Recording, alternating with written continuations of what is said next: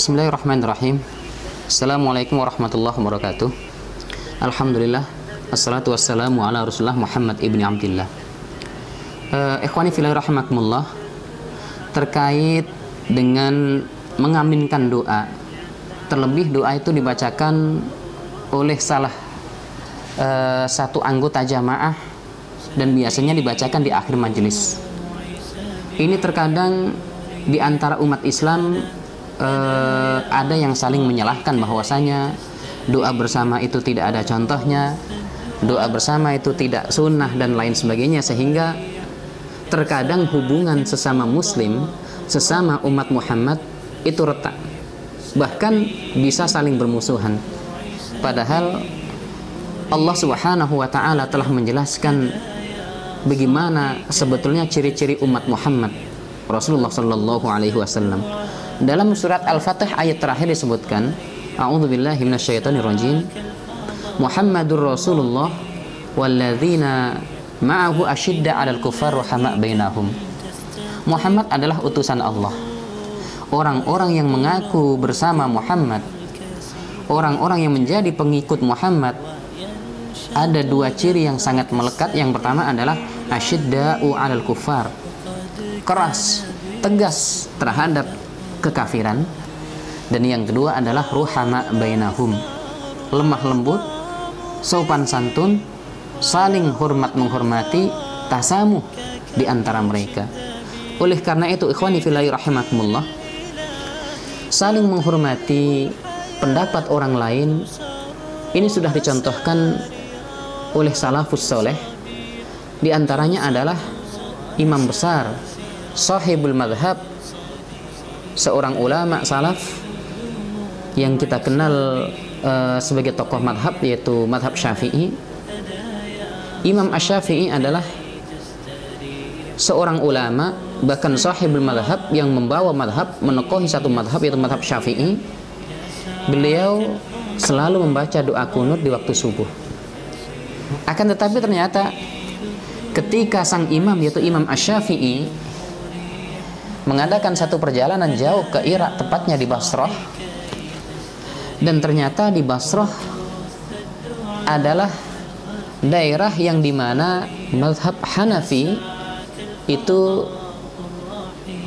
menjadi pegangan penduduk di sana. Saat Imam Asy-Syafi'i akan melaksanakan sholat subuh, ternyata jamaah yang ada minta kepada Imam Asy-Syafi'i untuk menjadi imam sholat subuh. Akhirnya Imam Syafi'i pun memimpin mereka melaksanakan sholat subuh berjamaah. Rakaat pertama selesai, dan pada rakaat kedua setelah rukuk kemudian i'tidal, ternyata Imam Asy-Syafi'i langsung sujud. Usai sholat, para sahabat, para murid-murid Imam Abu Hanifah yang selama ini salat subuh tidak menggunakan kunut, tidak membaca kunut, bertanya kepada Imam Asy-Syafi'i, "Wahai Syekh, kenapa engkau tidak membaca kunut sementara kami sudah siap untuk dibacakan kunut?"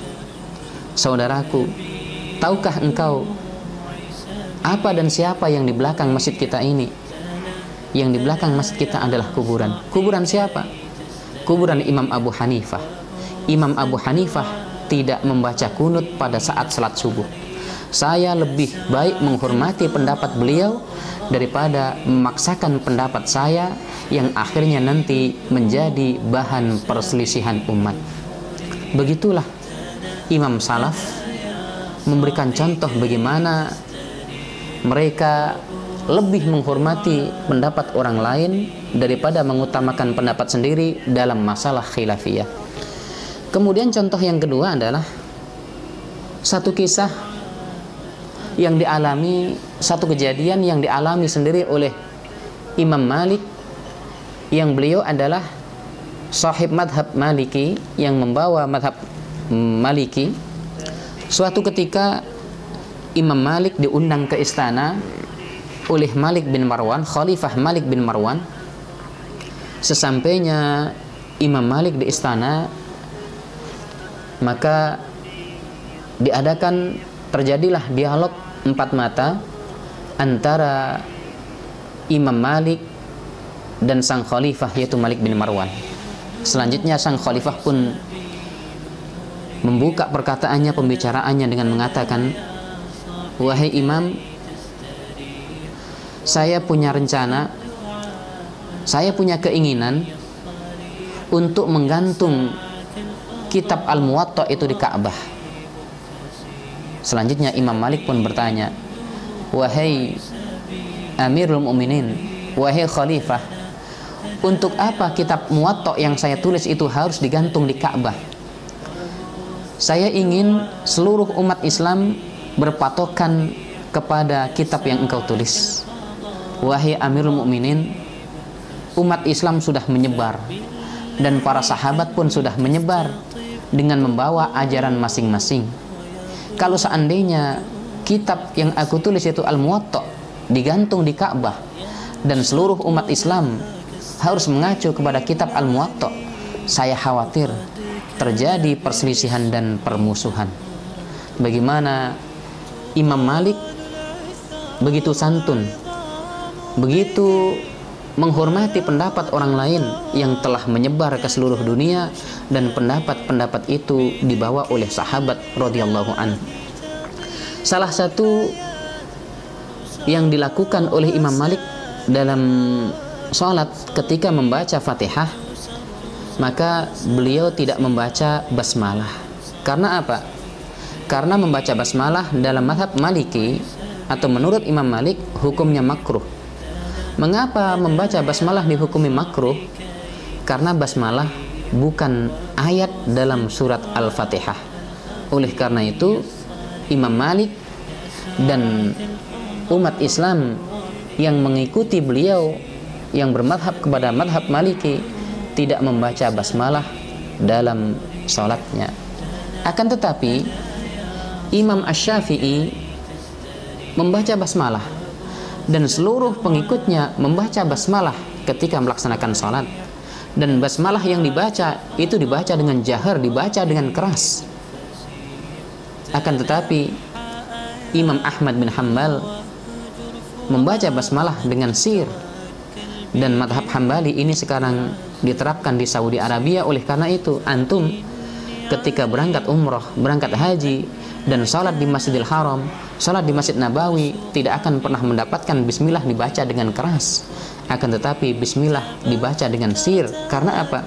Masjidil Haram dan Masjid Nabawi itu berada di Saudi Arabia, yang Saudi Arabia menerapkan madhab Hambali. Hadirin ikhwani wa akhwati fillah rahimakumullah, mudah-mudahan di antara umat Islam terjadi hubungan ukhuwah yang harmonis, terjadi semacam al-wahdah, persatuan umat. Mereka disatukan oleh akidah, umat Islam disatukan oleh keimanan, umat Islam disatukan oleh rukun iman dan rukun Islam. Akan tetapi rukun iman dan rukun Islam itu memiliki cabang-cabang. Misalkan rukun Islam yang kedua adalah salat. Salat adalah rukun Islam, dan siapa yang meninggalkan salat maka rukun yang kedua akan rusak. Akan tetapi ternyata dalam pelaksanaan salat banyak sekali kaifiyat, tata cara yang antar satu ulama dengan ulama lainnya terjadi perbedaan. Hadirin rahimakumullah, mudah-mudahan Allah Subhanahu wa taala satukan kita dalam tauhid, satukan kita dalam keimanan, bukan satukan kita dalam perbedaan. Kafana bihadza. Assalamualaikum warahmatullahi wabarakatuh.